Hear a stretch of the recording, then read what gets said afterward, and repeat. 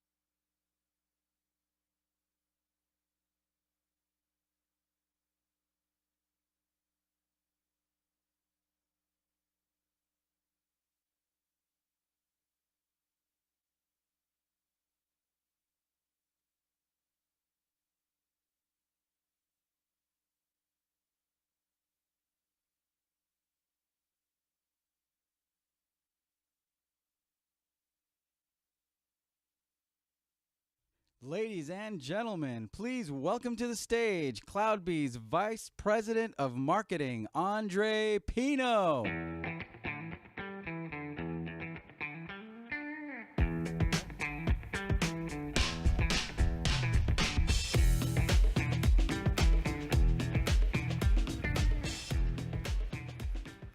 Well, good afternoon. Everybody got a beer? Everybody relaxed and chilling? Awesome. How was the day today? Good day? Awesome. Well, I need your help with something. As you heard me say yesterday, we're moving on. Next year, we're going to be at Moscone Center. Now, that's a big place. We need to fill it up. So I need you to go back, tell all your friends, your colleagues, your associates, your parents, your grandparents, your kids, everybody, they have to attend next year, okay? Because we got to fill that place up. Is that a deal? All right, great. Well, this afternoon, we have a keynote by a very special woman. Dr. Nicole Forsgren is co-founder, CEO, and chief scientist at Devops Research and Assessment, otherwise known as DORA, and co-author of the book, Accelerate, the Science of Lean Software and DevOps. She is best known as lead investigator on the largest DevOps studies to date. She has been a professor, performance engineer, and a sysadmin, and her work has been published in several peer-reviewed journals. Please help me welcome to the stage Dr. Nicole Forsgren.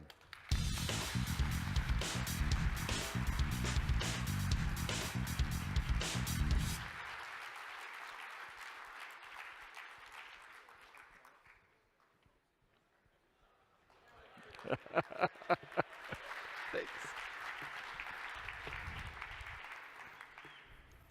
How are we all doing? Y'all are warmed up. I am excited. Okay, so what we're going to talk about today are ways to be awesome. I don't know about you, I like being awesome. So, maybe. Oh, you have slides, I don't. Here we go. We're going to YOLO this, it's going to be great. So, this is me. I wrote a book. Why did I write a book? By the way, I don't like writing. Like, not even a little bit. I hate writing. Should have thought about that. But also, I did it because so many times people were coming and asking me how to make their organizations better, how to make software better, how to make it easier to write software and not be doing these 7-day forced marches. Because I would much rather sit around and drink Diet Coke all day long. Cheers. My drink is in the back. Y'all cheers each other for me because I am left out right now. But it doesn't always work that way, right? So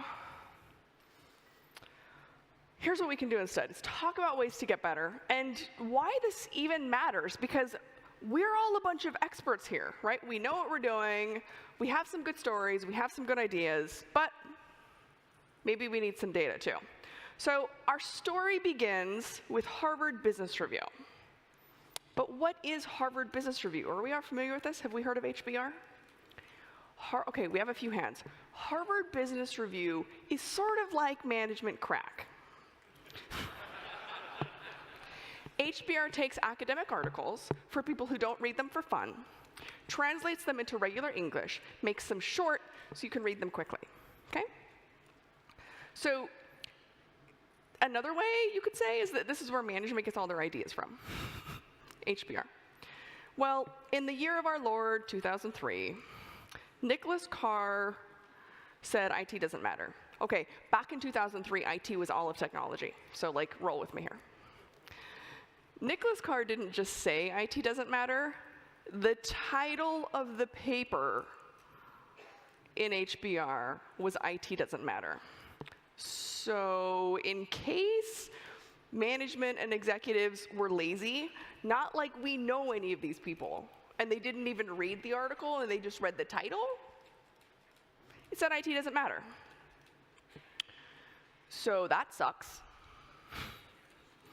Because suddenly all of the work that we do and all of the work that we love is relegated to the corner in the basement with no windows and full of dust. This is also where IT as a cost center comes from, if we've heard that before. Or heard that way too many times before. Basically, the argument was that technology isn't worth investing in because it's not an investment, because it would never get us ahead. And suddenly, the only thing that was worth doing was decreasing expenditures in technology and then moving on with our day. I don't know about y'all, but that sucks. So what do we do with this? We know technology matters, but we need more than just stories. Because I don't know about you, but I was so frustrated when I would go to work and I would talk to my management, or I would talk to teams that I was consulting with, and I would say, here's what we should do. And by the way, this is what works, and this is what's worked for this team. And they would say, but that's not going to work here. That doesn't work for my team. My team doesn't look like that. That doesn't work here. Has anyone heard that before? Right? Light my hair on fire. Stories and intuition are great, but sometimes we need data. So, let's hit them with data. Here's what we find. Technology matters. Yeah, okay, we know this, right? But let's help convince people that technology matters. But first, let's take half a step back. Remember Nicholas Carr? Dude in HBR. He actually had a point. Back in the 80s and the 90s, the data and the stories that Nicholas Carr was writing his article about, back then all we did is we bought technology and we plugged it in and we walked away. Or we bought something and we stalled it and we left. It was kind of amazing because it was easy. It was easy, we were on easy mode, we checked it off our list, we collected our fat bonus check, and we left. The challenge with that is that if I can buy a server and plug it in and walk away, so can any of my competitors. So it doesn't get me ahead. I don't win from that. If anyone else can do the same thing just as easily as I can, if anyone else can write a check, it doesn't get me ahead. If that's how you view technology, you're doing it wrong, right? There is no DevOps in a box. P.S. This is me trolling half the industry right now because they're trying to sell DevOps in a box. It won't work. But we know this, right? Transformation's hard. DevOps is whatever you want to call it. If you want to call it DevOps, if you want to call it technology transformation, if you want to call it digital transformation, transformation's a word in there. This is difficult, and that's what makes it a differentiator and a value driver for organizations. Who already knew this, right? Alspawn Hammond gave this amazing talk at Velocity in 2009, talking about 10 deploys per day, dev and ops cooperation at Flickr. Back then, this was sort of revolutionary, right? Because back then, when we pushed code, we were sort of lighting devs on fire. So why would you do this 10 times a day? So it was either like, this is the greatest thing in the world, or you must hate these people. But then it started to spread. We knew this story. We knew it was incredible, except for the people who said, well, that's not me. I'm not Flickr. It'll never work here, right? But they told us how to make it work. They told us that it was part technology, part lean, part processes, right? Part culture. We heard that this morning. We heard that in our opening keynote, and it drives performance outcomes. Our intuition falls short. Our stories aren't quite enough. So we need data. So here's what we find. DevOps is good for technology. And here I'm talking about software development and delivery, speed and stability. By the way, DevOps, devs like speed, ops like stability. Are both possible? ¿Por qué no los dos? Yes, we can have all of it. Speed, I'm talking about deployment frequency, or when the business demands. I'm talking about lead time for changes, code commit to code deploy. On the stability side, I'm talking about time to restore and change fail rate. Here's what we see. The highest performing DevOps teams are more agile. They are faster. They have 46 times more frequent code deployments and over 2,500 times faster lead time from commit to deploy. Imagine what this means in terms of driving business value. We can beat our competitors to market. We can get features out to customers. On the off chance you have no competitors, we can keep up with compliance and regulatory changes, keep up with security. Now, some people say that if we move that fast, we can't be safe, we can't be stable, we must be going down. For 5 years in a row now, that's not what we see anywhere in the data. The highest performing teams are also more stable and more reliable. Over 2,400 times faster time to restore. High performers are recovering in less than an hour instead of weeks. Y'all, weeks. And they're also 7 times less likely to have a change that's introduced cause any type of failure or incident. This is the thing that I think is most interesting and most important. It's both throughput and stability, and both are possible without trade-offs. They both go together. 5 years in a row, over 30,000 data points, dozens of industries around the world. Highest performers aren't trading off. They're optimizing for both. Lowest performers, sucking at all of it. By the way, don't forget availability. Because we also need to maintain and manage the service. When I talk about availability, I'm talking about promises to our customers and our end users, making and keeping these promises. Here's what we find this year. We extend it to include service operation. This helps us predict organizational performance outcomes even better. Elite performers, those highest performers I was talking about, they're 3.55 times more likely to have good availability practices. And throughput and stability and availability together predict these organizational performance outcomes better. Now, I keep saying org performance. What do I mean here? By the way, DevOps does matter. It's good for organizations. Elite performing organizations are 1.5 times as likely to meet or exceed organizational goals, things like profitability, productivity, market share, effectiveness, efficiency, customer satisfaction. So many organizations saw this. But on the off chance that your management team needs the numbers, pull out your phone, take a picture. And by the way, we also see 50% higher market cap growth over the previous 3 years. That's just for the data that I can collect or that I can tie to a stock exchange. Okay, next question though. How do we get there? How do I get to high performance? How is this possible? Is everyone here familiar with maturity models? Have we heard of these? Oh, let me explain these to you. Maturity models are a rubric invented by someone who's usually trying to sell you something.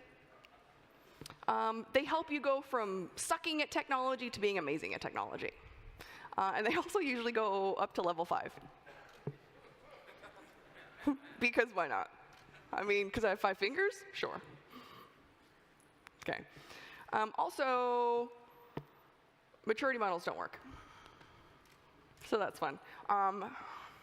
Half of your consulting teams currently hate me. So let's save Nicole after this keynote. Thanks. Who here has played World of Warcraft? Who here has a friend who's played World of Warcraft? Thank you. This is World of Warcraft when it first came out, like early 2000s. We are going to create a maturity model for World of Warcraft. When it first came out, it went to level 60. Not that I would know. And there were 2 lands. So let's say level, except like we are going to have a far superior maturity model that only goes to 3 levels, because then it's simple. Level good is getting to level 40 and conquering 1 land. Level great is getting to level 50 and conquering 1 land and half of another. And level dope is conquering both lands and getting to level 60. How do we feel about my maturity model? You love it and you want to give me money. That's how we feel about my maturity model. Okay. I'm going to pretend you like it. It's fine. Well, fast forward a few years, and the world in World of Warcraft changed. The landscape changed. The tooling changed. Yo, we can have pets now.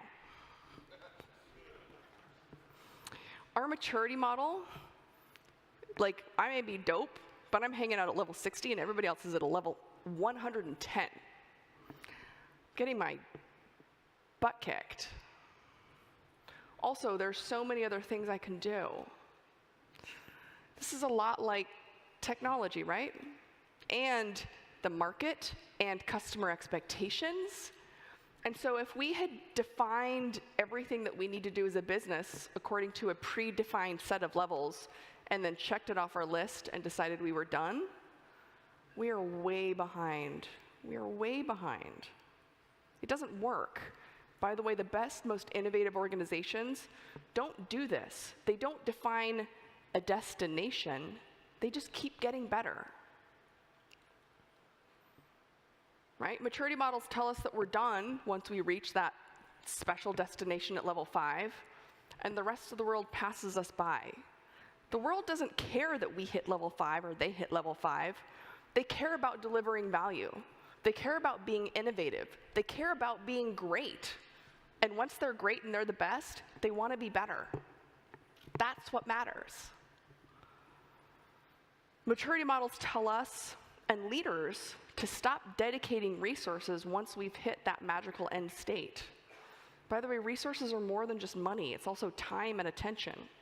What happens when we stop paying attention to what we're doing and how we deliver value? That's trouble. Maturity models tell us that everyone follows the same path to success. They usually come with a very set of lockstep things to follow. But think about your organization. There's probably several, does anyone at an org with several teams, several tech teams? They probably all look different, right? What you think you need to do next is probably different from what they need to do next to get better. Maturity models also tell us that technology is a checklist to just finish and move on, and not really cool, dope work. They think that once we finish level 5, like, oh, thank goodness I'm done, I can move on to other work. That's not why I went into tech. Tech is cool. Of course I want to keep learning and growing and making cool stuff. Okay. More fun things that we found out over the years. Architecture matters, technology doesn't. People are like, what? Nicole, you crazy. Yes, this is still true. What do I mean by this? Technology stack doesn't matter. Low performers are more likely to be working on outsourced software, and they are more likely to be working on a mainframe or a legacy system. But that doesn't mean that if you're on legacy or brownfield or greenfield system, you are necessarily relegated to be a low performer. Not at all. It's not correlated with performance. By the way, I've seen teams doing DevOps and doing really, really cool stuff on mainframes. I've seen them doing it on firmware. Also, I've seen teams real excited about it too. Okay, so what does matter? Architectural outcomes. Can my team change the design of the system, test the system, deploy the system, without fine-grained communication and coordination with people outside the team? This is what's important.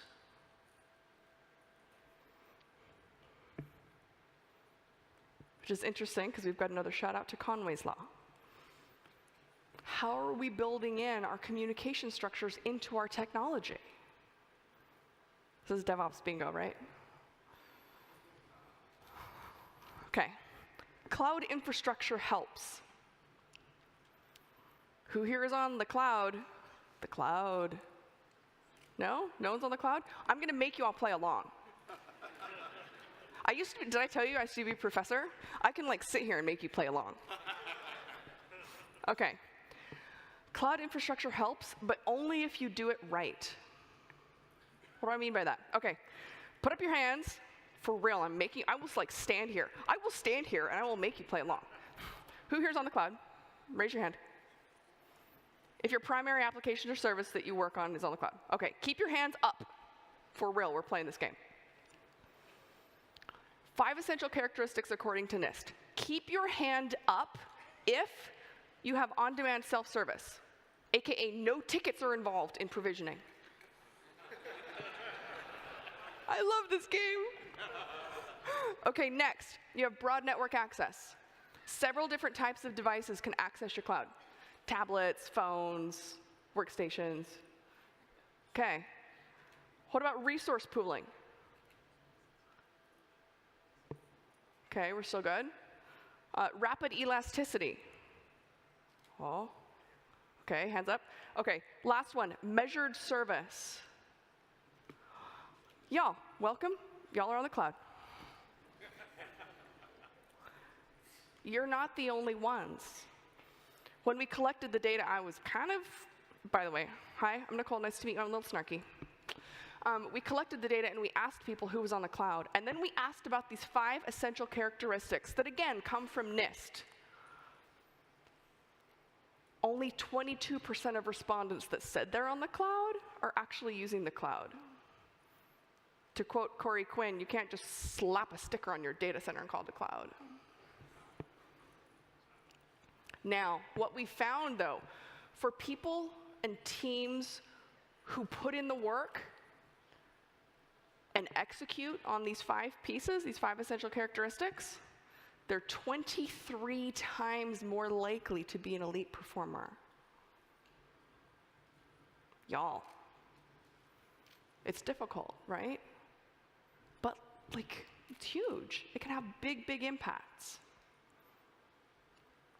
Okay, here's what else we find. Open source is good. Who here is surprised? Who here's management might be surprised? Who here's friends management might be surprised? Open source software is correlated with software delivery and operational performance. Again, this is delivering software with speed and stability and that availability piece, okay? That's SDO. Elite performers are 1.7 times more likely to make extensive use of open source. That's components, libraries, platforms. They're also 1.5 times more likely to be expanding that use of open source in the near future. Okay, outsourcing is bad. Shocker, right? Now, this is functional outsourcing, okay? Low performers are almost 4 times as likely to use functional outsourcing. So dev, test and QA, or ops. And we point out in this year's report that the costs of batching up work often exceed any type of cost savings that you really get from outsourcing. Okay, we can make work better. For years, there was this promise of making work feel better, not having to work nights and weekends and years on end without vacation by doing Devops, following these practices. But again, like, I wanted to see the data. I had been through too many 7-day forced marches. Now, granted, we weren't doing Devops. But I didn't want to tell people that this was good unless it was going to be sustainable, right? Burnout's a problem. So what do we see? Does it make our work better? Or do we just see more of this? More DevOps bingo. I'm sorry, I will get this into every talk I possibly can. I love this little girl. Here's what we find. Smart investments in tech and practices do make our work better. Now, what do I mean when I say work? Deployment pain.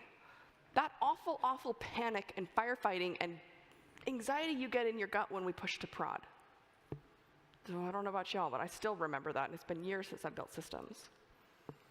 It also helps decrease burnout. Burnout is more than just like being tired. Burnout is being tired and exhausted and no longer loving the work that we always loved. So I don't know about you, but that alone is worth it for me. Like, don't steal my joy. Sorry, like, I love my job and I love tech. Don't take that from me. Also, higher Net Promoter Score. One great example here comes from Microsoft Engineering. They dedicated resources to improve their continuous delivery over 1 year. Their work-life scores went from 38% to 75%. Because people could leave the work at work. They enjoyed what they were doing.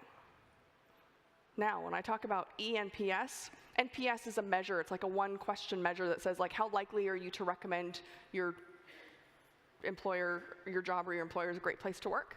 I'm sure you've seen that somewhere, right? 1 to 10. This is nice because it's a real quick measure of how much you like your job, because would you recommend it to someone else? If I'm burning out, I'm not going to tell my friend to go work there. We see employees in high-performing organizations are 2.2 times more likely to recommend their organization as a great place to work. And by the way, on the off chance that like your company only cares about money, other research has shown that high eNPS is very highly correlated to, and in another study, drives revenues. Happy cows make happy cheese. Happy engineers make happy software. Okay, here's some of my other favorite data findings. Change advisory boards are useless.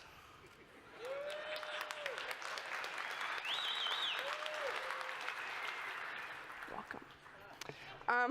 Little bit of an asterisk. So they're good for notification purposes, right? They're very good at notifying, particularly in large organizations. They're good to like tell other people that a change is coming. They're really bad at like reviewing code. Because I don't know about you, but like who here like writes code of some kind, dev or ops or whatever. And who here has been convinced that their code is never going to cause a breaking change? That causes a breaking change? If I am in that I totally have. If I am in the code base every day and I'm convinced that it's not going to, what are the odds that someone who is no longer in the code base or has never been in the code base can review not just my code, but thousands of lines of code and be like, that. No. Okay. Also, industry doesn't matter. For anyone here who's heard, like, you're highly regulated, so you can't do the whatever, nope. I pulled out a couple extra stats tricks this year. No industry shows any statistical significance with developing or delivering software with speed or stability. At all. None. AKA no excuses. Like, it will be more difficult for people that are for companies that are in highly regulated fields, but that doesn't mean you can't do it. Also, integration times and branch lifetimes lasting hours are better than days. Also, I'm sure some of you are going to like shoot laser beams out of your eyes. That's cool. We've tested this several years in a row and from a couple different angles. The data is consistent. There are statistically significant differences between high-performing teams and lower-performing teams. So it's fine, like, come yell at me later. Also data. So I love going through some of this and running through the report because it gives us an opportunity, and it gives me an opportunity to, like, come talk to you all and hear about the things that you're doing and hear about your questions and hear your stories, and then test them and see what falls out. And sometimes we're surprised. And sometimes we're like, yes, okay, we knew it, right? But now we have the data. Now we know that this really is a good idea and that this is a good, smart place to make investments, not just to drive value for our company, but to make our own work better. So, in case y'all have just been on Twitter and Facebook, here's the TLDR. Technology matters. Maturity models don't work. Architecture and architectural outcomes are more important than your technology stack. Cloud works, but only if you're doing it right. No cheating and no shortcuts. We talked about the good and the bad. Some examples were open source software, and the bad was outsourcing. And we can make work better. Now, if you want some of the latest goodness, the 2018 Accelerate State of DevOps report just came out 3 weeks ago. So there's a bunch of good stuff in here. Now, I also want to note that CloudBees was one of our sponsors. And they were amazing because you may have been contacted by them, they helped us drive responses for the data collection process, and they did the best out of every sponsor that we had. So if we can give a quick round of applause to CloudBees.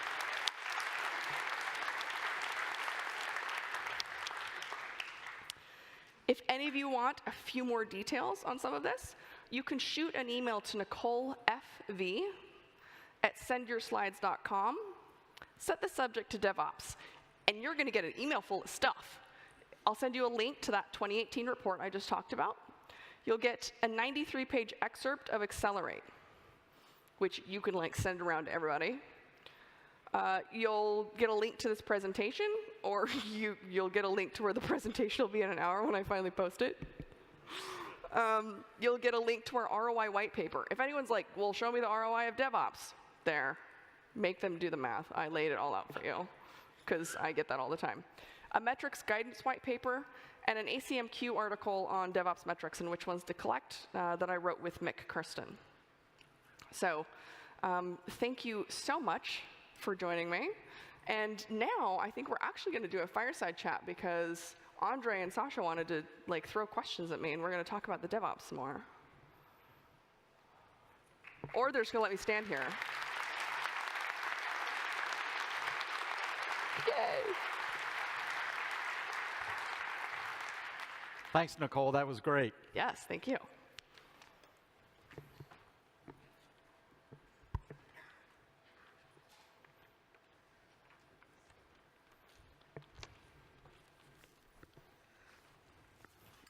So Nicole, one of the things you touched on was open source software.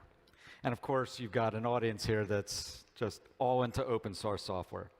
So what else has the data shown about open source and performance of companies regarding open source? Because I know that many of the people in this audience, are using Jenkins, but what about other tools? So we've seen a few things in open source. One, like the strongest finding was that open source is highly correlated to performance outcomes, right? But not only that, it actually helps predict and drive performance in terms of software stability, software speed, driving it through. So I think there's a lot of really promising and exciting things happening in the open source world. We also see evidence in other research that it helps build community. And we all know that community and culture are really important in DevOps, right? In part within organizations because it helps us communicate across boundaries, but also because it helps us solve problems, right? It helps us see and do things better. I think what you're saying is open source users are really cool, right? Yes, absolutely. All right. You talked also about doing the cloud right. Yes. So do you have more data you can share about cloud adoption, for example?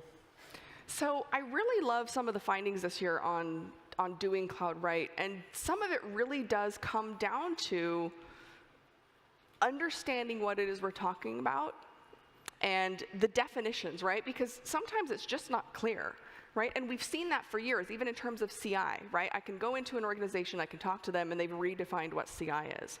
And so the thing that I love about cloud and cloud adoption is, one, I think it offers us, if we take a really optimistic view, which I like to adopt, is that there's so much opportunity for us there.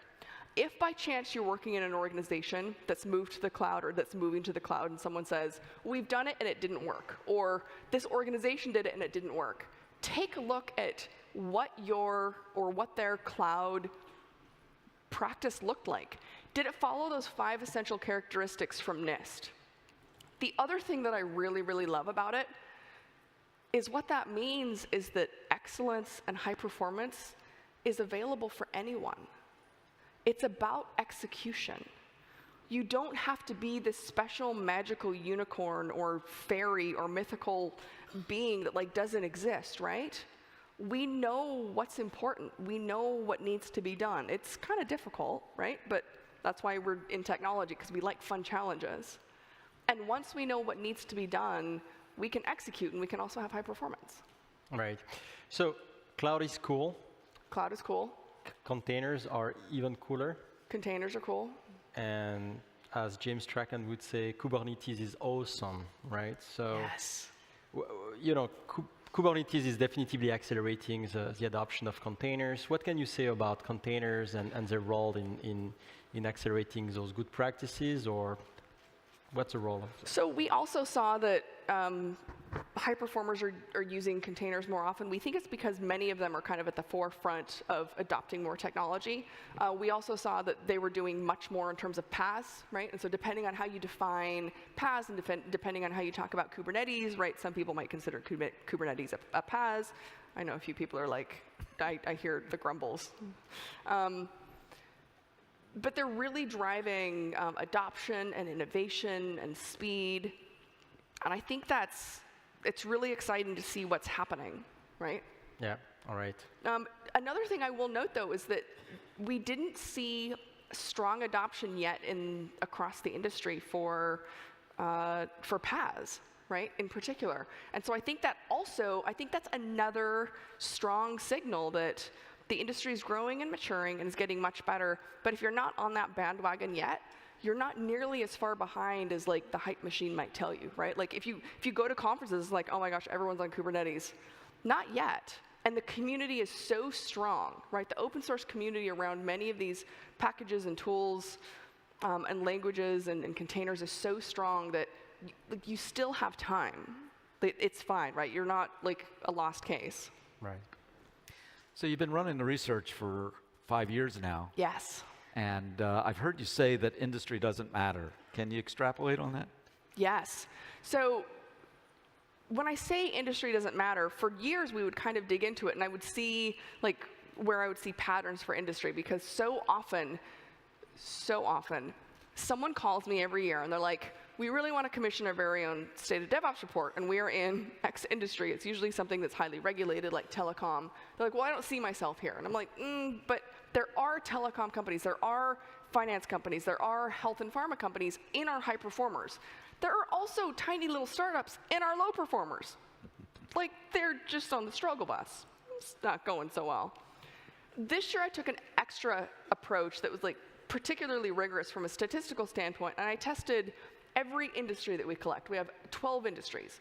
Because some people say, well, I'm more highly regulated, right? Like if you're in healthcare, you could argue that you're even more highly regulated than finance. So I tested every single industry individually against our key outcomes. Not a single one was statistically significant. Interesting. So what about culture? What's the data say about culture, the culture of organizations? So culture is definitely important, right? I mean, we can't do our jobs without technology, but culture is really what drives it. And the thing that I think that is particularly interesting and important about culture is that it drives a few things. First of all, it has a direct impact on the way we make software. It also has strong impacts on our organizational outcomes, which should help motivate people to care and motivate leaders to care. The other thing I love about culture is that there are several ways to help impact our culture. It's one of the harder things to change because it's so amorphous, but there are several ways to change it. We can help influence and change our culture by changing the way that we do our technology stack and change our and do our tooling, right? So the example from Microsoft about making smart investments in improving their continuous delivery improved their culture. We see the same thing for investing in lean and agile processes. That improves culture. This year we investigated things around things that leaders can do, things like giving their teams autonomy. That drives more trust and voice in the teams, which again contributes to culture. It drives more positive culture, as well as contributing to learning, doing things like retrospectives. And what has also been found that I think is great is some of the research out of Google that looked for how to build high-performing teams. Originally, they thought that it would come down to what's the perfect tool mix. Has anyone had this come up in your organization? Like, how should we comprise and compose the perfect team? It's going to be this tool and this skill set and this skill set and this skill set. Google tested over 800 teams. It was over 30,000 engineers. Do you want to know the magical mix of skills? Who here wants to know? Do you guys know this come out of Project Aristotle? Nothing. No statistical significance. Zippo. The thing that mattered, it all came down to team dynamics. Far and away, it was psychological safety. So much of the research has shown how to help improve it, and we also know it's one of the most important things. Psychological safety is far and away number one. Do you trust your team? Can you be vulnerable around your team? Can you take risks and feel safe in them and feel safe that your team knows that there was a reason that you took that risk? Yep. And then meaningfulness in the work, dependability, clarity, and impact. All right. So you said several times it's all about execution and that high performance was available to everyone. Yes. So what is it? What is execution? So execution is just doing the work, right? We've seen this before, and I'm sure you all know this here, right? We're at Jenkins World, we're at Devops World. We know what it means to build out a pipeline, and we know what it looks like when someone's like, I've got a pipeline. You're like, oh, really? There are ways to do it, and there are ways to do it right. And sometimes it takes a little bit more work, but once you've got something built and it's built the right way, it's good, and it's repeatable, and it's consistent, and it's safe, and it's fast. And we've seen year over year now, because the research is both confirmatory, we revalidate findings every year, and then we add a few more things, right? It's also iterative. It comes down to execution because there are core things that we know need to happen.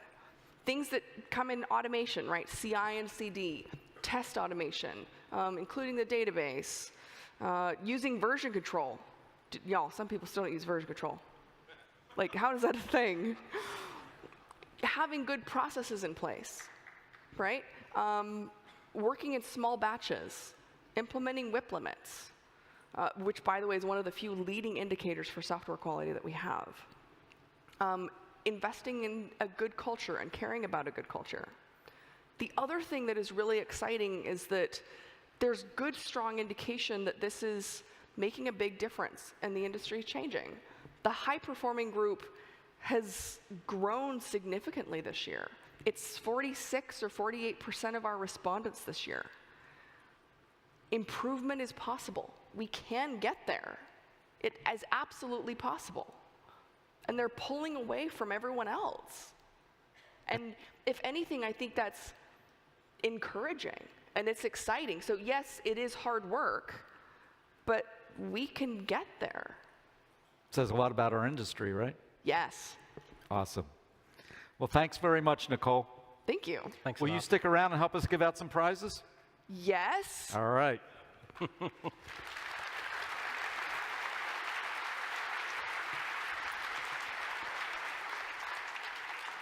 Now, is there also a rule where, like, if someone's not here, then I